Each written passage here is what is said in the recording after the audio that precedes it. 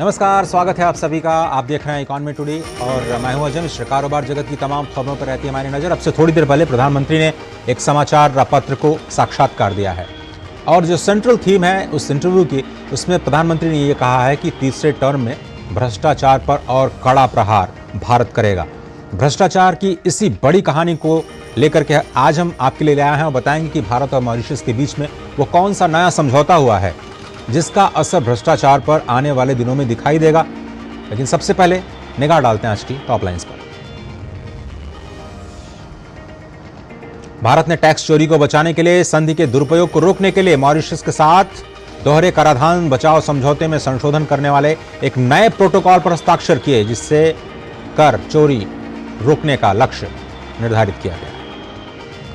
Morgan Stanley की नई report में कच्चे तेल की कीमत अगले 3 से 4 सालों में 3 से 4 महीनों में 110 से 120 डॉलर पहुंचने का अनुमान है। फिलहाल $90 के करीब है वैश्विक बाजार में कच्चे तेल की कीमतें। मार्च महीने के लिए GSTR-1 फाइल करने की अंतिम तिथि आज यानी 12 अप्रैल तक बढ़ाई गई। तकनीकी खराबी की वजह से GST ने अंतिम तिथि को बढ़ाया, एक्स पर दी जानकारी। और हफ्ते के आखिरी दिन गिरावट के साथ खुले भारतीय शेयर बाजार। साल के सबसे बड़े IPO भारतीय हेक्सागन के पहले कारोबारी सत्र पर होगी नजर। रुपया आज कमजोरी के साथ खुला। ये कुछ टॉप लाइंस आपकी स्क्रीन पर जिस पर हमारी निगाह रहेगी। और रुपया आज कमजोरी के साथ खुला है। 83.35 का स्तर दिखाई दिया आपसे थोड़ी देर पहले आज रुपए की कोजू में। लेकिन बड़ी खबर टैक्स चोरी के मोर्चे पर और भ्रष्टाचार के खिलाफ किस तरह से भारत एक के बाद एक कई फैसले ले रहा है, उसमें एक नए प्रोटोकॉल पर हस्ताक्षर हुए हैं। भारत और मॉरिशस ने दोहरा कराधान बचाव संधि यानी DTAA में संशोधन के लिए नियमों और दिशा निर्देश से जुड़े एक समझौते पर हस्ताक्षर किए हैं। इसमें यह तय करने के लिए व्यवस्था की गई कि कोई भी विदेशी निवेशक जो संधि लाभ होती है दोनों देशों के बीच में, उसका दावा करने के लिए एलिजिबल है या फिर नहीं। कर विशेषज्ञों ने कहा है कि नियमों में एक नया अनुच्छेद 27B लाभ का अधिकार जोड़ा गया है। इस समझौते पर 7 मार्च को हस्ताक्षर किए गए थे, अब इसे सार्वजनिक किया गया है। इसमें प्रिंसिपल पर्पस टेस्ट की व्यवस्था की गई है। इसका उद्देश्य सुनिश्चित करना है कि संधि का लाभ केवल वास्तविक उद्देश्य वाले लेन देन को ही मिले और कराधान बचाव को कम किया जा सके, यानी कर में चोरी को रोका जा सके। और इस बड़ी खबर पर वेद जैन साहब टैक्स एक्सपर्ट हमारे साथ जुड़ रहे हैं। बहुत बहुत धन्यवाद सर। सबसे पहले तो सर ये जो प्रिंसिपल पर्पस टेस्ट है वो क्या है, अगर आप हमें बता पाएं। वेजन साहब के पास हम चलेंगे और इस पूरी खबर का मतलब समझेंगे। आगे बढ़ते हैं और देखते हैं कि बाजारों में किस तरह की आज शुरुआत हुई है। इस इंपॉर्टेंट स्टोरी पर हम वापस लौटेंगे जैसे हम वेजन साहब के साथ कनेक्ट करते हैं। गिफ्ट निफ्टी की शुरुआत आज 103 अंकों पर 22,658 के स्तर पर हुई। इस वक्त आप देखिए भारतीय शेयर बाजारों में जो शुरुआती दौर में गिरावट थी उसकी वजह क्या है, उस पर भी हम निगाह डालेंगे। फिलहाल देखते हैं कि सेंसेक्स और निफ्टी की ओपनिंग कैसे हुई। 303 अंक नीचे 74,734 के स्तर पर खुला और निफ्टी में भी आज गिरावट के साथ शुरुआत हुई। निफ्टी 50 की ओपनिंग 66 अंक नीचे 22,687 के स्तर पर आज निफ्टी 50 की ओपनिंग हुई। इस वक्त वो जो गिरावट थी वो थोड़ी सी संभलती हुई नजर आ रही है। 127 अंक नीचे सेंसेक्स कारोबार करता दिखाई दे रहा है। एनटीपीसी 1% ऊपर। टाटा मोटर्स, हिंडाल्को, एलएनटी और हीरो मोटोकॉर्प में बढ़त आज शुरुआती कारोबार में दिखाई दी। घटने वाले शेयर्स में Sun Pharma, doctor Reddy, JSW, Maruti और एशियन पेंट शामिल रहे। सन फार्मा में सबसे ज्यादा गिरावट 2.5% की दिखाई दी। डॉक्टर रेड्डीज 1% से नीचे। JSW स्टील भी नीचे करीब 0.86%। मारुति में भी गिरावट और एशियन पेंट्स में भी गिरावट दिखाई दे रही है। ग्लोबल मार्केट अपडेट्स में इस वक्त आप देखें अमेरिकी बाजारों के जो फ्यूचर मार्केट्स हैं उनकी तस्वीरें आपके स्क्रीन पर। डाउ जोन्स फ्यूचर्स में 42 अंकों की बढ़त, S&P 500 और नैस्डैक में बढ़त दिखाई दे रही है। यूरोपीय बाजारों में गिरावट का रुख देखा गया। कल की बंदी के आंकड़े हैं। लंदन का FTSE 37 अंक नीचे, फ्रांस का CAC 21 अंक नीचे और जर्मनी का DAX 142 अंक नीचे कारोबार करता हुआ नजर आ रहा है। ग्लोबल मार्केट्स में मिला जुला रुख आज देखने को मिला। जापान के बाजार निकी में 224 अंकों की बढ़त दिखाई दी, 39,666 का स्तर। हैंगसेंग में गिरावट 247 अंकों की बड़ी गिरावट, इस वक्त 16,847 का स्तर दिखा। कॉस्पी में भी फ्लैट कारोबार इस वक्त दिखाई दे रहा है। $90 प्रति बैरल के स्तर पर कारोबार कर रहे हैं। और मॉर्गन स्टैनली की जो रिपोर्ट है उसमें कहा गया है कि 110 से $120 अगले 3 से 4 महीनों में भू राजनीतिक उठापटक के चलते हो सकती है। ऐसे में इन्फ्लेशन के खिलाफ जो फाइट है पूरी दुनिया में उस पर प्रभाव पड़ सकता है। और बड़ी खबर पर वापस लौटते हैं। भारत और मॉरिशस के बीच में जो नया प्रोटोकॉल हुआ उस पर वेद जैन साहब जुड़ रहे हैं हमारे साथ। बहुत बहुत धन्यवाद सर। ये जो नया प्रिंसिपल है सर, जो प्रिंसिपल पर्पस टेस्ट, उसका थोड़ा सा मतलब समझाएं सर प्लीज। देखिए क्या है कि India Mauritius treaty way back 1984 में हुई थी, तो हमने ये कहा था कि मॉरिशस रूट से जो इंडिया में इन्वेस्टमेंट आएगी उसके ऊपर कैपिटल गेन और जो इनकम होगी वो एग्जाम्प्ट इंडिया में हम टैक्स नहीं करेंगे जी। और उस प्रावधान को चलते हुए इंडिया में निवेश आया भारत, और कुछ समय भारत को फॉरेन एक्सचेंज की बहुत जरूरत थी। 2017 में इस प्रोटोकॉल को फिर अमेंड किया गया, इस ट्रीटी को अमेंड किया गया और ये कहा गया कि 1 अप्रैल 2017 से पहले जो इन्वेस्टमेंट की गई है उसके ऊपर जो कैपिटल गेन और इनकम आएगी उसको हम टैक्स नहीं करेंगे, लेकिन 1/4/2017 के बाद जो इनकम आएगी उसके ऊपर हम टैक्स करेंगे। और एक ट्रांजिशन पीरियड भी 17 से 19 का दिया गया था। लेकिन इसमें एक जो व्यवस्था थी कि उसके अंदर हम ये ऑब्जेक्ट चेक नहीं करेंगे कि आपकी जो इन्वेस्टमेंट आई है वो किस ऑब्जेक्ट से आई है। 2017 के बाद 2000 के भारत ने बहुत सारे कंट्री से अपनी टैक्स ट्रीटी को अमेंड किया है और एक हम MLI क्लास कहते हैं जिसमें हम ये कहते हैं कि अगर आपने कोई इन्वेस्टमेंट किसी कंट्री से की है और उस कंट्री इन्वेस्टमेंट करने का मेन जो इंटरेस्ट है, प्रिंसिपल पर्पस जो है वो टैक्स बेनिफिट लेने का ट्रीटी का, तो फिर आपको ट्रीटी का बेनिफिट डिनाई किया जा सकता है। तो इसके बारे में अभी मॉरिशस के बारे में क्लैरिटी नहीं थी, तो इसका डिस्प्यूट चल रहा था।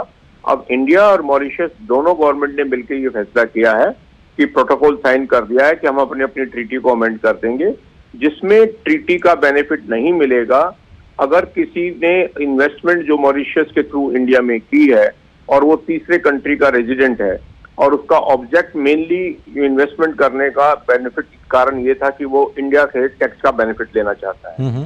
तो इसलिए जो कंपनियां बाहर की हैं, मॉरिशस से बाहर की कंपनियां हैं, अमेरिका है, यूरोप है और कहीं की हैं, और उन्होंने मॉरिशस के थ्रू इंडिया में इन्वेस्टमेंट की है, तो उनके ऊपर जो कैपिटल गेन है, चाहे वो निवेश 1/4/2017 से पहले भी किया था, उसके ऊपर अब टैक्स लग सकेगा। लेकिन तो एक पर्पस को डिफाइन कर दिया गया है और एक टैक्सेबिलिटी को डिफाइन कर दिया गया है। सर, आप बार बार एक डेट का जिक्र कर रहे हैं, 1 अप्रैल 2017। ये जो 9 मार्च को प्रोटोकॉल साइन किया गया है, वो क्या उससे पहले 2017 से पहले के इन्वेस्टमेंट का क्या होगा और ये प्रभावी कब से होगा सर? जी, प्रभावी तो क्या है कि ये 7 मार्च 2024 को साइन किया गया है और इसके लिए ये नोटिफिकेशन इशू करेंगी दोनों सरकार, तो ये उस डेट से इफेक्टिव होगा। लेकिन इस प्रोटोकॉल में ये भी लिख दिया गया है कि इसके प्रोटोकॉल से साइन होने के बाद जो वर्ष उस वर्ष से रिलेटेड या उससे पहले के रिलेटेड है, जो कोई भी होंगे उसके ऊपर ये लागू होगा। तो मेरा मानना है कि प्रोटोकॉल ट्रीटी में एक ऐसा प्रावधान लाना जिसमें कहना कि कोई से भी असेसमेंट ईयर से रिलेटेड होगा, तो संभव है कि 1/4/2017 से पहले भी जो निवेश इंडिया में आया हुआ है और उसके ऊपर, क्योंकि आज की डेट में एग्जम्पशन मिलेगी क्योंकि ये लिखा हुआ ट्रीटी में, लेकिन वो एग्जम्पशन तब मिलेगी जब वो निवेश इंडिया में सिर्फ टैक्स बेनिफिट लेने के लिए नहीं आया हो, किसी और पर्पज के लिए भी आया। तो 1/4/2017 से बाद वाला तो निवेश टैक्स होता है, उसमें तो कोई इश्यू ही नहीं है। 1/4/2017 से पहले जो इन्वेस्टमेंट करके आज की डेट में जिसे हम ग्रैंड फेदरिंग कहते थे उसका बेनिफिट मिलता था, टैक्स नहीं लगता था। तो अब संभवतः ये है कि ये ट्रीटी अमेंड होने के बाद ये उसके ऊपर 1/4/2017 का भी जो निवेश आपने पहले किया हुआ है और वो आज की डेट में अगर उसको आप बेचते हैं और उसके ऊपर जो इनकम आती है तो आपको उसके ऊपर शायद बेनिफिट नहीं मिलेगा अगर आप थर्ड कंट्री के रेजिडेंट हैं और आपने मॉरिशस रूट को अडॉप्ट किया। जैन साहब, आखिरी सवाल आपसे ये है कि आज ही प्रधानमंत्री ने एक साक्षात्कार दिया है किसी न्यूज़पेपर को, उसमें उन्होंने कहा है कि तीसरे टर्म में भ्रष्टाचार के खिलाफ जो लड़ाई है उसको और तेज किया जाएगा, कोई भी भ्रष्टाचारी बख्शा नहीं जाएगा। तो क्या हम इस चीज़ को इस बात से लिंक कर सकते हैं कि ये जो प्रोटोकॉल साइन किए जा रहे हैं तो अब भ्रष्टाचार को एक वाइडर कैनवस पर एड्रेस करने की जो तैयारी है वो सरकार कर रही है और इसीलिए ये जो फैसले हैं एक के बाद एक आ रहे हैं? मैं कह सकता हूँ हाँ, ये कदम उसमें भी हो सकता है, क्योंकि देखिए जो रेवेन्यू का, टैक्स डिपार्टमेंट का ये भी सोचना था कि बहुत सारी जो इन्वेस्टमेंट मॉरिशस से आती है वो शायद हम इसको राउंड ट्रिपिंग का वर्ड यूज करते हैं कि इंडिया से ही निकल के वो घूम के मॉरिशस से आती है। जी सर। तो और वो वहां से दिखाया जाता है कि वो मॉरिशस रूट से आ रही है, तो एक ये भी हो सकता है। और लेकिन अब ये भी मानना चाहिए क्योंकि इंडिया में निवेश एक काफी आ रहा है, तो इंडिया को अब ऐसा कोई बेनिफिट देने की जरूरत नहीं है बिल्कुल कि भाई अगर हम इनकम पे टैक्स नहीं लगाएंगे, सिर्फ आप किसी और कंट्री के रेजिडेंट है और मॉरिशस के थ्रू जाते हैं, आप अपने जिस कंट्री के रेजिडेंट है उस कंट्री के थ्रू आते हैं, तो जो हमारा आज की डेट में टैक्स का प्रोविजन है वो लगेगा, और जो मॉरिशस रूट अडॉप्ट होता था टैक्स बचाने के लिए वो नहीं कर पाएंगे। जी जैन साहब, बहुत बहुत धन्यवाद वक्त निकालने के लिए और तमाम क्लैरिफिकेशन देने के लिए इस बड़ी खबर पर। और इकॉनमी टुडे में अब वक्त हो चला है आज के फोकस का।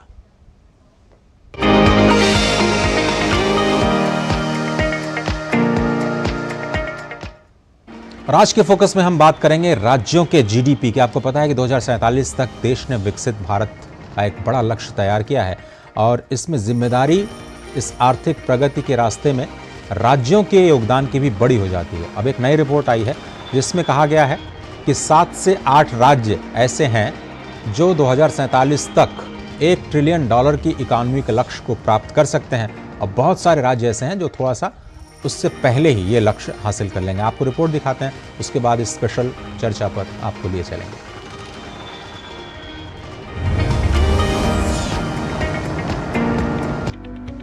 भारत इन दिनों आर्थिक मोर्चे पर बेहतरीन काम कर रहा है। भारत की आर्थिक तरक्की का ग्लोबल रेटिंग एजेंसियों के साथ ही दुनिया के कई देशों को पूरा भरोसा है। भारतीय अर्थव्यवस्था जहां एक और तेज रफ्तार से आगे बढ़ रही है, वहीं हाल ही में आई एक रिपोर्ट में यह बताया गया है कि वित्त वर्ष 2047 तक 8 भारतीय राज्य $1 ट्रिलियन की अर्थव्यवस्था के आंकड़े को पार करने की राह पर हैं, जिससे भारतीय अर्थव्यवस्था को नई ऊंचाई मिलेगी। यह तेजी सिर्फ तटीय राज्यों को नहीं बल्कि लैंडलॉक राज्यों को भी इससे सहूलियत मिलेगी और भारत की 2047 तक विकसित राष्ट्र बनने के सफर में राज्यों का योगदान बहुत ही महत्वपूर्ण है। इंडियन रेटिंग एंड रिसर्च ने अनुमान लगाया है कि भारत के 8 राज्य वित्तीय वर्ष 2047 तक $1 ट्रिलियन से अधिक की अर्थव्यवस्था हासिल करने के लिए तैयार है, क्योंकि भारत एक विकसित राष्ट्र बनने के अपने लक्ष्य की ओर आगे बढ़ रहा है। घरेलू रेटिंग एजेंसी ने कहा है कि इन राज्यों में महाराष्ट्र, कर्नाटक और गुजरात वित्त वर्ष 2039 तक $1 ट्रिलियन का आंकड़ा पार कर इस मामले में सबसे आगे रहने की उम्मीद है। महाराष्ट्र इस आंकड़े तक पहुंचने वाला पहला राज्य बनने की ओर अग्रसर है। इसके बाद कर्नाटक, गुजरात और तमिलनाडु हैं। इसके विपरीत उत्तर प्रदेश को फाइनेंशियल ईयर 42 तक लक्ष्य हासिल करने का अनुमान है। वहीं राज्यों की बात करें तो महाराष्ट्र राज्य का लक्ष्य वित्त वर्ष 2028 तक $1 ट्रिलियन की अर्थव्यवस्था हासिल करना है। इसके साथ में उत्तर प्रदेश और तमिलनाडु की नजर 2030 तक $1 ट्रिलियन की अर्थव्यवस्था हासिल करने का लक्ष्य है और कर्नाटक की 2032 तक। हालांकि मौजूदा विकास दर पर केवल 3 राज्यों के $0.5 ट्रिलियन के आंकड़े तक पहुंचने की उम्मीद है। वर्तमान में अधिकांश भारतीय राज्य निम्न मध्यम आय श्रेणी में आते हैं, जहां प्रति व्यक्ति आय $1086 से $4255 तक है। वर्तमान में केवल गोवा और सिक्किम को विश्व बैंक द्वारा उच्च मध्यम आय वर्ग में वर्गीकृत किया गया है, जबकि उत्तर प्रदेश और बिहार निम्न आय वर्ग में हैं। आर्थिक प्रगति के इस रास्ते में देश के राज्यों का भी बड़ा योगदान है। रिपोर्ट के अनुसार भारत के कई राज्य आजादी के 100वें वर्ष में $1 ट्रिलियन की इकोनॉमी के लक्ष्य को हासिल कर लेंगे। यदि राज्यों की वित्तीय स्थिति में सुधार होता है तो भारतीय अर्थव्यवस्था को एक नई दिशा मिलेगी और भारत विकसित राष्ट्र बनने के सफर को प्राप्त कर सकेगा। ब्यूरो इनपुट के साथ अजय परिहार की रिपोर्ट, डीडी न्यूज।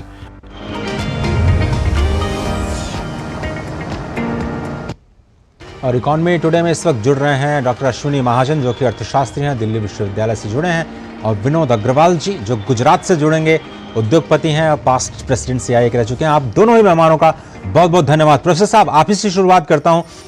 $5 ट्रिलियन जो इमीडिएट लक्ष्य हमने रखा है, उसमें बहुत सारे, मेरे ख्याल से 5 से ज्यादा राज्य हैं जो कह रहे हैं कि हम $1 ट्रिलियन इकोनॉमी बनाएंगे। राज्यों की भूमिका कितनी इंपॉर्टेंट और कौन बाजी मारता हुआ दिखाई दे रहा है आपको इस रेस में?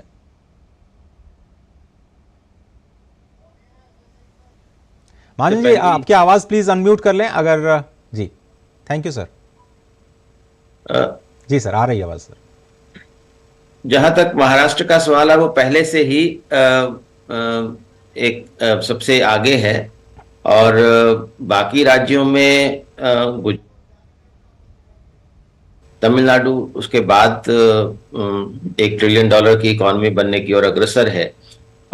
विशेष तौर पर यहाँ पर उल्लेख करना चाहूंगा उत्तर प्रदेश का, जो 2042 तक क्योंकि उत्तर प्रदेश बीमारू राज्यों में माना जाता था और आज प्रगति के मार्ग पर वो अग्रसर है। और मैं यहाँ पर एक और बात रेखांकित करना चाहता हूँ कि पिछले सालों में जो हमारी प्रति व्यक्ति आय है वो 4.2% की दर से बढ़ी है। और इसमें खास बात ये है जो हमारी ग्रोथ ओवरऑल की बात करें तो हमारी पॉपुलेशन की ग्रोथ का जो दर है वो अब घटने लगी है, जिसके कारण यदि हम बड़े लक्ष्य इस प्रकार के प्राप्त करते हैं वो वास्तव में बहुत खास बात होगी। तो ये जो राज्य हैं खास तौर पर जो पिछले समय में जो भारत सरकार की तरफ से प्रयास हुए हैं, आप जानते हैं कि एग्रीकल्चर तो हमारा ठीक ठाक चलता ही रहा और लेकिन सर्विसेज सेक्टर भी में भी अच्छा ग्रोथ हुआ, लेकिन मैन्युफैक्चरिंग में हम बहुत पिछड़ गए थे। जी जी। तो उस मैन्युफैक्चरिंग में पिछड़ने के कारण भारत जो है वो विकसित देशों की तरफ जाने की तरफ सोच भी नहीं सकता था।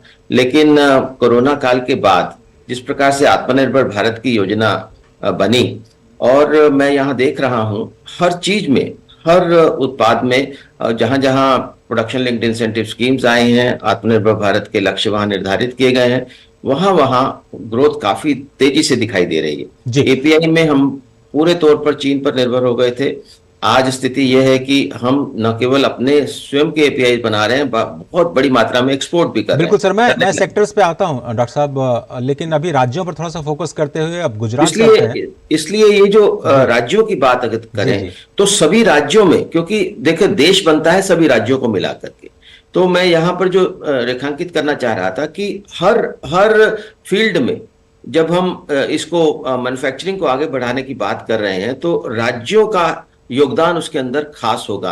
अगर सोलर की बात करें तो गुजरात है जी सर, और बाकी राज्य जैसे तमिलनाडु जो पहले से ही क्योंकि तटीय राज्य है इसके कारण उसकी एक खास भूमिका है, कर्नाटका है, बाकी गुजरात है, तो इन सब राज्यों की पहले से ही भूमिका है। लेकिन खास तौर पर जो मैं बात रेखांकित करना चाह रहा था कि वो ये कि उत्तर प्रदेश जैसे राज्य वो एक नया रोल मॉडल दे रहे हैं, बीमारू राज्य होने के बावजूद भी वो $1 ट्रिलियन इकोनॉमी का लक्ष्य रख रहे हैं। मैं वापस आता हूँ डॉक्टर साहब के पास। विनोद अग्रवाल जी, गुजरात की थोड़ी सी बात करें, आपने बहुत करीब से देखा है, अब एक लीडरशिप हमने राष्ट्रीय स्तर पर देखी जो कह रहे हैं कि हम देश को विकसित राष्ट्र बनाएंगे और उसमें राज्यों की भूमिकाओं को तय करेंगे। गुजरात की कहानी क्या होने जा रही है आपके हिसाब से?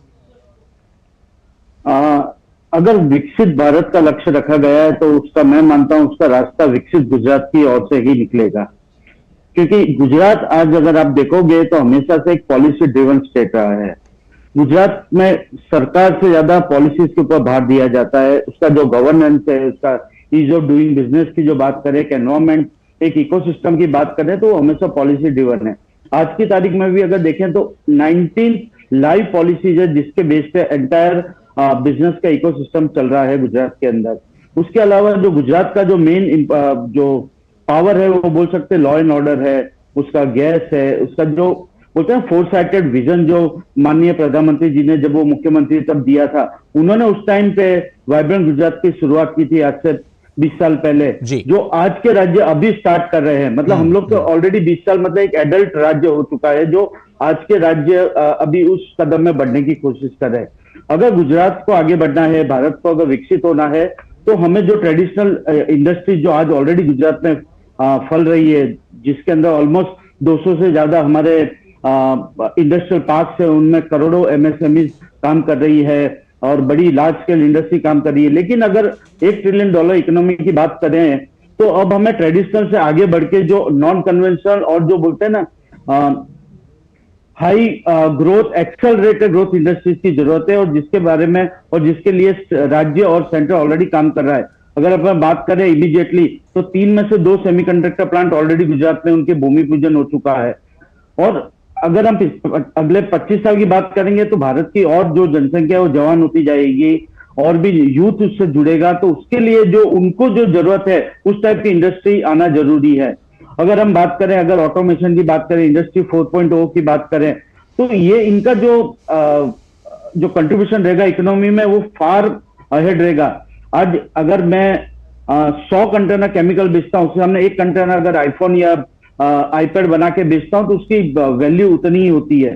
तो उस टाइप की वैल्यू एडेड इंडस्ट्रीज को लाना पड़ेगा और वो ऑलरेडी काम स्टार्ट हो चुका है। और अगर गुजरात को विकसित बनाना है, भारत को बनाना है, तो एक इंटेलिजेंट इकोनॉमी की बात करनी पड़ेगी। हमें अभी नॉलेज बेस्ड इकोनॉमी की बात करनी पड़ेगी। आज हमें लेबरस जॉब नहीं, अब हमें डिजाइन इन गुजरात की बात कर रहे हैं अभी हम लोग, कि design in India, make in India for the world. आज हमें जो हमारा पुराने 100 साल पुराने जो भारत का जो शेयर था ग्लोबल अर्थव्यवस्था में, वो हमें फिर से लेना है। अगर वो इस तरह का अगर अंक और लक्ष्य लेके अगर चलेंगे तो मैं मानता हूं कि जो रिपोर्ट में दिया उससे काफी पहले हम लोग 1 ट्रिलियन इकोनॉमी पहुंच जाएंगे। वो कौन से सेक्टर्स हैं विनोद अग्रवाल साहब जो आपको लगता है कि जिस पर फोकस करेगा गुजरात आगे जाते हुए? कौन से सनराइज सेक्टर्स हैं? एक तो सेमीकंडक्टर है, फिर ईवी है काफी, और मैं मानता हूं वहां तक न्यूक्लियर एनर्जी में भी गुजरात आगे बढ़ेगा। जो पिछले वाइब्रेंट गुजरात में डॉक्टर सारस्वत जो है नीति आयोग के मेंबर, उन्होंने एक एसएमआर की बात की थी कि जो इंडिया को अगर एनर्जी सिक्योरिटी की बात करें तो एसएमआर है, जो स्मॉल मॉड्यूलर रिएक्टर्स है, अगर कैप्टिव यूज के लिए अगर इंडिया अपनी न्यूक्लियर पॉलिसी में चेंज करके अगर उसको प्रॉपर यूज के लिए इंडस्ट्रीज को अलाउ करे तो वो भी एक बहुत बड़ा लक्ष्य होने वाला है। मैं बात करूँ इलेक्ट्रॉनिक्स की, अगर आप फोसिल फ्यूल के बाद अगर आप जो अपना इंपोर्ट बिल है वो इलेक्ट्रॉनिक्स के ऊपर जाता है, मोबाइल के ऊपर बात की जाती है। आज से 7 साल पहले हिंदुस्तान 99% मोबाइल इंपोर्ट करता था, आज एक्सपोर्ट की बात चल रही है। आज हम लोग एक्सपोर्ट कर रहे हैं इलेक्ट्रॉनिक्स। आज जो हिसाब से देश के अंदर यूथ अलग हो रहा है, जो अपने हिसाब से बिजनेस की बात कर रहे हैं, तो आज एक घर में अगर हम बात करें तो 2-2, 3-3 टीवी, फ्रिज, व्हाइट गुड्स है। शायद अब उसमें ग्रीन हाइड्रोजन की नई कहानी को भी ऐड कर दिया जाए सर। जी, ग्रीन हाइड्रोजन है, ग्रीन एमोनिया है, रिन्यूएबल एनर्जीज है, मतलब सेक्टर्स काफी है और उसमें ऑलरेडी काम हो रहा है। पॉलिसीज ऑलरेडी फॉर्म हो चुकी है, इन्वेस्टमेंट भी आना चालू हो गया है। तो मैं मानता हूं कि लक्ष्य जो दिया गया है उससे काफी पहले हम लोग इसको अचीव कर लेंगे। लेकिन अश्विनी महाजन जी, ये जो गुजरात की कहानी है बाकी राज्यों में रेप्लिकेट नहीं कर सकते क्योंकि वहां का इकोसिस्टम बिल्कुल अलग है। वहां हमने देखा एग्रीकल्चर भी ग्रोथ करती है तो 10% से ऊपर, जबकि पूरे देश में एवरेज में आने तो अब 4% पे हम लोग रहते हैं। 30 करोड़ का राज्य उत्तर प्रदेश जिसका आपने जिक्र किया और वहां पे केवल 6 करोड़ लोग हैं। कैसे रेप्लिकेट करेंगे? चुनौतियां अलग अलग राज्यों की अलग अलग हैं। देखिए, हम हमेशा कहते हैं कि वन साइज फिट ऑल नहीं हो सकता है। हर राज्य की अपनी अपनी विशेषताएं हैं, उनकी अपनी चुनौतियां हैं, उसके अनुसार उनको आगे बढ़ना है। जैसे तमिलनाडु की बात करें तो वहाँ के उद्योग अलग हैं। कर्नाटका की बात करें तो वहाँ की इकोनॉमी अलग किस्म की है। उत्तर प्रदेश की बात करें तो 1 डिस्ट्रिक्ट 1 प्रोडक्ट वहाँ खूब चल रहा है। तो कहने का अभिप्राय यह है कि आज भारत जो है, जो यदि विकसित राष्ट्र बनने की तरफ अग्रसर है तो उसका मुख्य जो आधार है वो इंडस्ट्री 4.0 है, जिसकी बात अभी विनोद जी कर रहे थे कि इंडस्ट्री 4.0 में हम स्पेस में हैं, हम सोलर एनर्जी में हैं, हम सेमीकंडक्टर्स में हैं, हम एआई में हैं, हम सर्विसेज के विभिन्न क्षेत्रों में हैं, हम ड्रोन्स में हैं। ऐसे सब जो क्षेत्र हैं जहां पर हम प्रगति करेंगे तो उसके आधार पर हमें इस बात से डरने की जरूरत नहीं है कि एआई या मशीनीकरण के कारण रोजगार चले जाएंगे। इसके माध्यम से और रोजगार मिलेंगे। वो एक दूसरा मुद्दा हो जाएगा सर। लेकिन हम ये समझना चाह रहे हैं आपसे कि एक मोदी जी ने जो विजन 20 साल पहले गुजरात में देखा और अब उससे राष्ट्रीय स्तर पर वो रेप्लिकेट कर रहे हैं, आपको नहीं लगता कि लीडरशिप की क्राइसिस है हमारे देश में? ऐसे और विजनरी कितने नेता आप गिन सकते हैं जो इस तरह के forward looking, future oriented policies पर निगाह रखें और पहले से काम करते हुए नजर आए?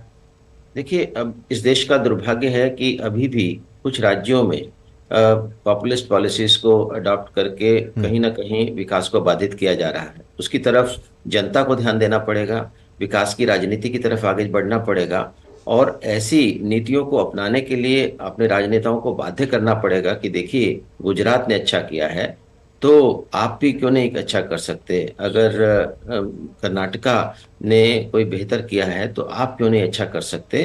तो ऐसे में एक दूसरे, जिसको हम कॉम्पिटिटिव फेडरलिज्म की बात करते हैं, उसकी तरफ आगे बढ़ना पड़ेगा।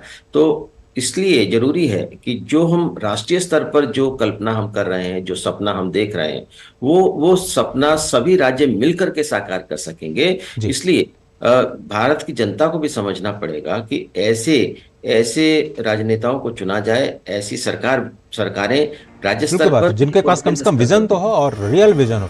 बहुत बहुत धन्यवाद। और जिस तरह से विनोद साहब ने कहा कि कम से कम एमएसएमई तो अक्रॉस द स्टेट्स को प्रमोट किया जा सकता है एक सेक्टर की अगर हम बात करें, जिस तरह से एक इंटीग्रेटेड अप्रोच एग्रीकल्चर को लेकर के value addition, food processing, export सब कुछ जोड़ करके गुजरात करता रहा है। हालांकि उनको फायदा उनके इंफ्रास्ट्रक्चर का मिल रहा है, लेकिन कुछ चीजें तो हम जरूर सीख सकते हैं। वक्त मेरे पास इतना ही है। विनोद अग्रवाल जी, बहुत धन्यवाद। फिर कभी आपसे मुलाकात होगी और बातचीत करेंगे हम डिटेल्स में, सेक्टर वाइज। आपका बहुत बहुत धन्यवाद गुजरात से जुड़ने के लिए। और इकॉनमी टुडे में अब वक्त चला है कुछ और अहम खबरों पर नजर डालने का, फटाफट अंदाज में। रिजर्व बैंक की मौद्रिक नीति रिपोर्ट अप्रैल 2024 के अनुसार बुनियादी ढांचा क्षेत्र के विकास पर सरकार के ध्यान और कारोबार में उत्साह के कारण देश में होने वाले निवेश में सतत सुधार जारी रह सकता है। रिपोर्ट के अनुसार घरेलू आर्थिक गतिविधि मजबूत बुनियादी बातों के समर्थन से 2023-24 की पहली छमाही में मजबूत रही। हालांकि इस दौरान इसे मौन वैश्विक मांग से जुड़ी चुनौतियों का सामना करना पड़ा। भारतीय उद्योग परिसंघ के अध्यक्ष आर दिनेश ने सुझाव दिया है कि सरकार उन उत्पादन से जुड़ी योजनाओं के अनुरूप रोजगार प्रोत्साहन योजना लेकर आए जिन्हें उसने कई क्षेत्रों के लिए शुरू किया है। उन्होंने कहा कि रोजगार से जुड़ी प्रोत्साहन योजना न केवल नौकरियां पैदा करेंगी बल्कि पर्यटन, स्वास्थ्य सेवा, आतिथ्य और रसद जैसे क्षेत्रों को भी बढ़ने में मदद करेगी। वाणिज्य मंत्रालय ने चीन को निर्यात करने वाले सामानों को लेकर एक आंकड़े जारी किए हैं। इन आंकड़ों के अनुसार 2023 में चीन को निर्यात किए गए सामानों में पॉजिटिव इनफ्लो देखा गया है। चीन को लौह अयस्क, दूरसंचार उपकरण और इलेक्ट्रॉनिक उपकरण जाते हैं। इन आंकड़ों से पता चलता है कि इन 90 वस्तुओं का चीन को भारत के निर्यात बास्केट में 67.7% हिस्सा है, जबकि 71 उत्पादों ने 2023 में नकारात्मक निर्यात वृद्धि दर्ज की है, जो 32.3% है। भारत पेरू व्यापार समझौते के 7वें दौर की वार्ता हुई संपन्न, जो 8 अप्रैल से 11 अप्रैल 2024 तक नई दिल्ली, भारत में हुई थी। अगले दौर की वार्ता जून 2024 में होने की उम्मीद, ताकि यह सुनिश्चित किया जा सके कि दोनों पक्षों के दोबारा मिलने से पहले लंबित मुद्दों का समाधान किया जाए। जीएसटी टेक ने अपने एक्स में लिखा कि करदाताओं को तकनीकी मुद्दों के कारण GSTR1 दाखिल करने में कठिनाइयों का सामना करना पड़ रहा है, जिससे पोर्टल पर प्रतिक्रिया धीमी हो गई है, जिसके तहत GSTR1 के लिए रिटर्न दाखिल करने की नियत तारीख आज तक बढ़ा दी गई है। सरकार ने उपभोक्ता मूल्य सूचकांक को फिर से गठित करने के लक्ष्य के साथ उन वस्तुओं को फिर से पहचान करने के लिए जनवरी में शुरू हुए साल भर चलने वाले बाजार सर्वेक्षण का दायरा बढ़ा दिया है, जिनका भारतीय लोग सबसे अधिक उपभोग करते हैं। खाद्य तेलों, पाम, सोयाबीन और सूरजमुखी का आयात नवंबर-मार्च 2023-24 में 17% घटकर 5.76 मिलियन टन हो गया। फरवरी 2024 में सरसों तेल एवं रिफाइंड तेल की कीमतों में क्रमशः 18% और 21% की गिरावट आई, जबकि तेल और वसा श्रेणी में कुल मुद्रास्फीति में 13.97% की गिरावट आई। आज के इस अंक में सिर्फ इतना ही। डीडी न्यूज़ पर खबरों का सिलसिला लगातार जारी है। देखते रहे डीडी न्यूज़। दीजिए इजाज़त। नमस्कार।